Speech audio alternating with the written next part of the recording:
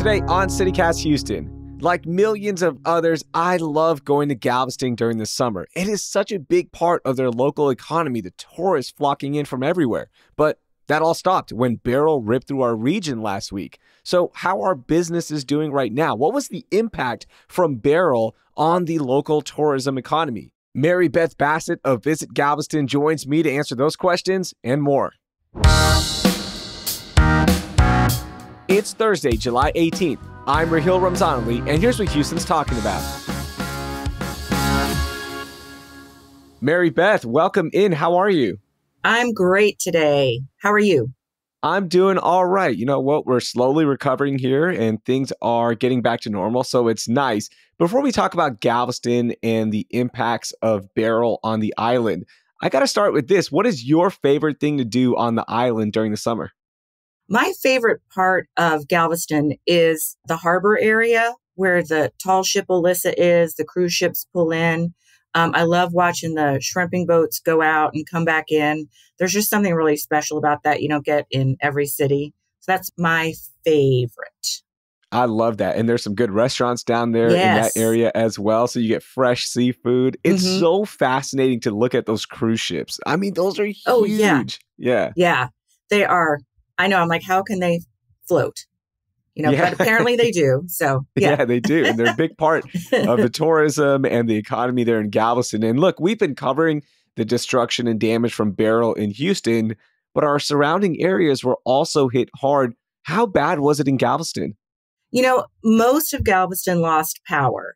So this, unlike, Harvey or Ike, it was more of a wind and actually a power event, so I don't think anyone really escaped the power crisis. So downtown businesses, hotels, restaurants, shops lost power for a time. Historic downtown Galveston, including the Strand, they came back relatively quickly, like within 3 or 4 days. But then, just like I'm sure in Houston, there are spots, like you can go 3 or 4 blocks and there's 2 houses that still don't have power. And that it was kind of the same situation here. But I just read one of our city council reps said that there's fewer than 200 people still here without power. So we're looking good. Yeah, that's looking good. Was there a part of the island that was hit harder than another? Yes. The west end of the island received more damage than the rest of the island. There was a lot of wind damage down there that you can see. People lost fences. There was roof damage. And I recall seeing on social media channels that people thought they saw a tornado during the height of the storm. So I wouldn't doubt it, but it hasn't been verified. But, it's definitely a possibility. Yeah. Now, is that part of the island back open, or is it still closed right now because of this damage? No, it is open. And in fact, restaurants and businesses are opening slowly, but they're getting back on their feet now. So, and that's where a lot of the vacation rentals are located. So I spoke to one of the management companies who runs a lot of them on the West End. And as the electricity comes on, one of their agents will go inspect the home, and they're taking reservations. So things are definitely returning back to normal on that side of the island as well. Oh, that's good. And that's such a big part of the tourism. And look, Galveston is used to dealing with powerful storms, but Beryl came really early in the season, so that's causing an even bigger impact because it's impacting the tourism. What are you seeing on the island right now, and how do you think Galveston can recover for this summer season? Well, here's something, to keep in perspective. Galveston's peak tourism season is during the summer. That's when families go on vacation, and they'll come here, and we love it. But, from Memorial Day through Labor Day, it's a 14-week period of time. So that's when people have to hustle. That's when most of the money's being made. That's when, tourism supports 1 in 3 jobs here. Wow. It's a huge industry. So even though it was really just a week blip, every week counts during this time of year. So yeah, having this storm in July, shortly after the 4th of July, which was a huge weekend for us, thank goodness. But I think we'll be able to make it up. What we need are guests, visitors, shoppers, restaurant goers to come and help these local businesses. How big is the summer tourism industry for local businesses and the island in general? Like, what percentage of business is done in that 14-week stretch? We get an annual economic impact report, and I can tell you that over the course of a year, last year, visitors spent $1.3 billion on the island. So, I guess if 14 weeks is a third of that, but you could probably multiply it by 2 because this is when the most people come. It's significant. It's not just a drop in the bucket. So summer is big. Annually, we get more than 8 million visitors, and a majority of them come during the summer. So it's big. Yeah, it's a big deal. It is. Now, as you're talking to businesses, what are you hearing from them regarding the last couple of weeks and moving forward for the rest of the summer season? We're hearing that they are welcoming visitors, that they need people in their stores. They need people in their restaurants. And I know that people in Houston and the surrounding area are, nicely and appropriately, some of them are kind of playing a wait and see, like, is Galveston, are you sure you're okay? Can you accommodate us? And the answer is yes. And we're eager to accommodate you, and we'll welcome you with open arms.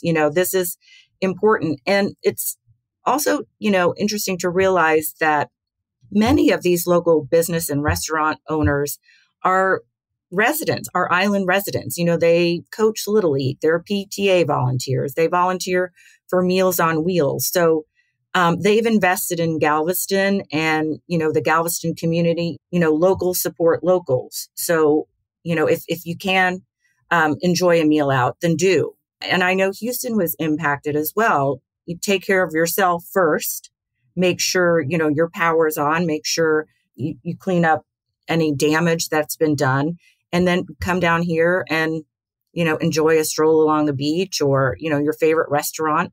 That's what we need. That's truly what we need right now.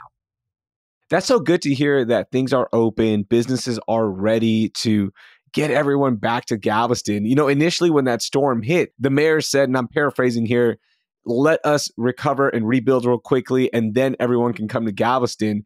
Did that kind of hurt the messaging, and are people still thinking about that right now? I think initially it might have hurt, but we walk a tightrope here in Galveston because I know Mayor Brown was dutifully looking out for residents. And, if there's a big influx of tourists, then there might be a perception that just the tourist heavy areas will be restored first. And that wasn't necessarily the case. But I think there's a fine line between balancing the needs of visitors and guests and residents. So I think he was looking out for the residents. And I think that the fact that we came back rather quickly, and this was not a big flood event, and there wasn't further damage, and thankfully it was a Category 1, all helped to bring businesses and residents back online rather quickly. I hate spam, and I know you do as well. And guess what? Spam starts with your personal data being sold every day. Data brokers collect and sell your personal information to third parties, such as your SSN, address, phone numbers, health and financial records, and much more. These insights are then used by scammers, total strangers, insurance companies, banks, businesses, and even the government to target you with, you guessed it, spam. It's time to protect your data, your time, and your sanity with Incogni. Incogni scrubs your personal info from the web. Simple as that. Incogni takes only 3 minutes to set up, tackles 180 data brokers and people search sites, and there's a 30-day money-back guarantee.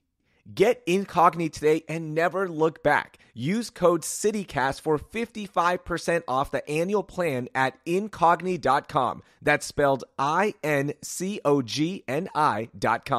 That's incogni.com and use code CITYCAST for 55% off their annual plan.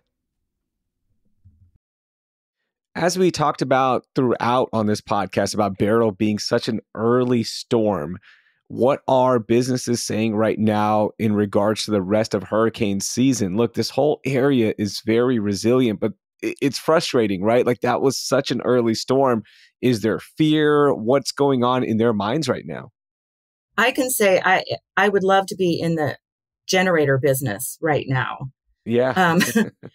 Because I think that's a big takeaway. And I think people are just going to be more prepared, and us at Visit Galveston, we're going to get messaging in line for when things do become open.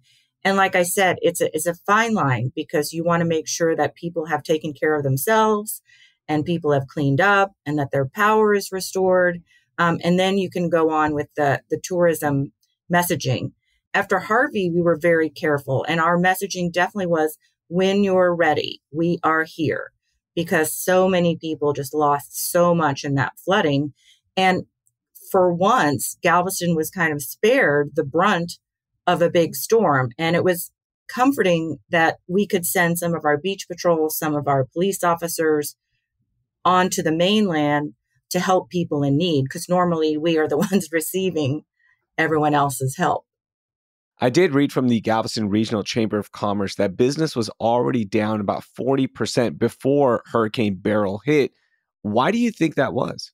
That's interesting. I didn't see that stat. And I don't know. I mean, I can just predict that I think international travel is still a big draw for people. Maybe more people are flying internationally or going to further away destinations.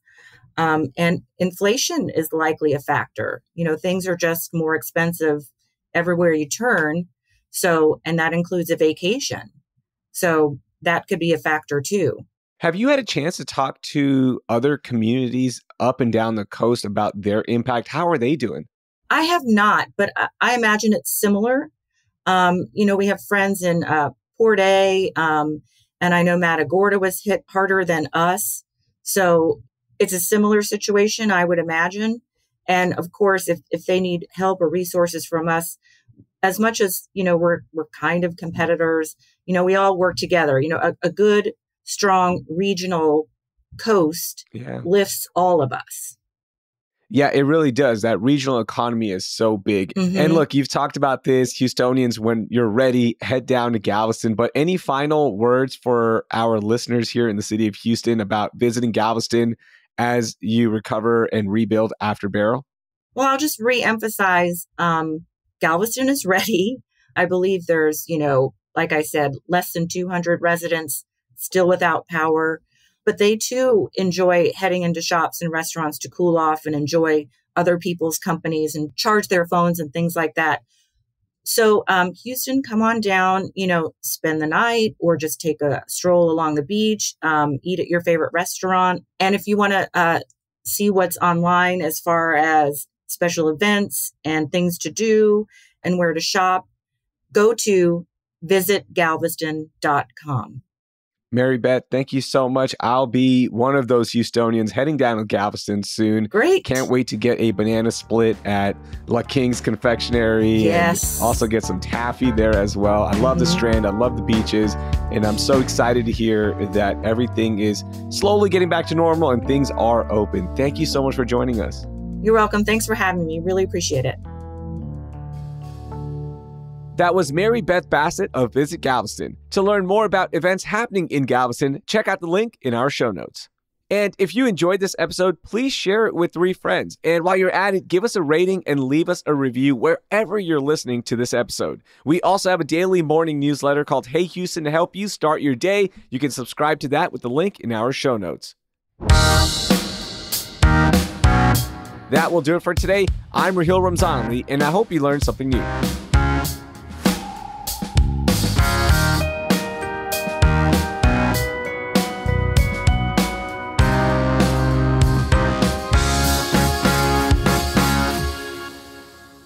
As you're talking, just refrain from hitting your hands on the table because it just picks up noise, but you're good otherwise. Okay. I'm very expressive. Okay. I know. Same here. I have to clench my fist too. So it's all good.